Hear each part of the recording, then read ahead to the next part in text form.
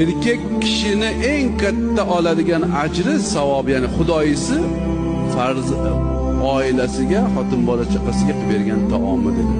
Mana kechqurun ovqat qilib berasizmi xotiningizga? Undan katta xudoy bo'lmaydi. Bizdan chaqirib xudoy qilasizlar, domlalar. Kichkina xudoy.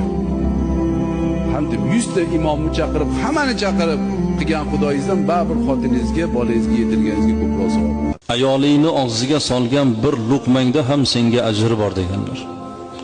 Siz ko'tarib kelgan narsadan bir tishlam olib yedimi, erkakning zimmasiga ehson, ajr bo'lib yoziladi.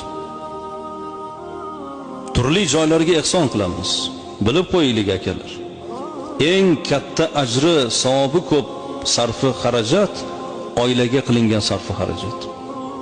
Eng zo'r ehson oilangizga, bola chaqangizga, ayolingizga yedirib, kiyintirib, ularni ta'minotini o'rniga qo'yishingiz siz uchun ehson bo'lib yoziladi.